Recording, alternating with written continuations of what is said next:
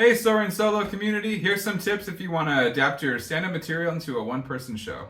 The first thing I did was look at all of my jokes that I had done that were personal to me, that were either one-liners, could be short jokes, or even premises or stories. So compile all of the material that you have and see if there's any themes or subject matters that maybe it's starting to look like it's a show about your relationship with your dad, which was my case, or the relationship with your siblings, or I have a lot of jokes about my grandma. Maybe there could be something deeper about exploring that relationship. So seeing what you have and think like, is there a show there? Because that's a lot of the work that's already done. You might as well take advantage of it.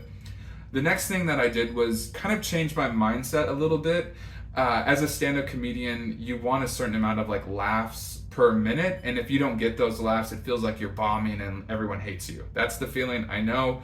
But in a solo show, you can kind of take a breath a little bit because the audience is there to go on a ride. They're going on a journey. They're going through the emotions with you. It's a deeper experience, and it's understood that you don't have to be as jokey. I mean, it's good to start off with some jokes and then kind of transition into something deeper, which is how I sort of structured my show before I got to the I guess more sad part about my father getting cancer. I started with funny stories about my dad, and then once I sort of won the audience over, I was able to now talk about something more serious. So in that tip, just understand that you don't have to have the amount of laughs per minute throughout the whole thing. You can take a breath and let the audience go through the emotions and journey with you. The next tip would be to take out jokes. I put like I said, compile all your jokes and put it in. I put everything in, and I realized there were pieces in the story that that the jokes were undercutting the significance of the moment. And I didn't realize that until I was rehearsing it, and I had a scene about my dad finding out that he had cancer and telling my family about it, and I had a punchline after. And I realized that the punchline was sort of cheapening the emotional impact of that moment. So just understand that jokes can also kind of distract in a way from what you're trying to tell.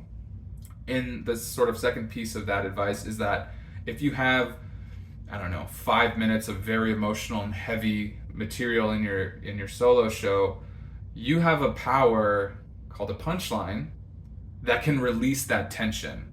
And you can feel when the audience is very thankful that you gave them a little joke after there was a very heavy moment where they're sort of sitting in and feel heavy, and a punchline comes in, they're like, yes, thank God. Like, you as a performer on stage, you can feel that moment.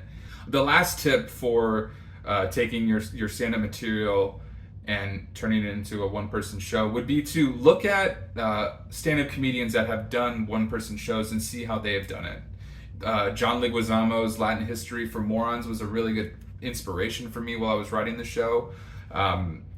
And I think that helped a lot, was just seeing a lot of solo shows and figuring out how you want to do it, what style resonates with you. That's the best thing that I did. So I hope all of that helps, and if you want to come out and see the encore performance of My Dead Dad, it's tomorrow, Friday, July 14th at 8:30 p.m. at the Hudson. Hope to see you there.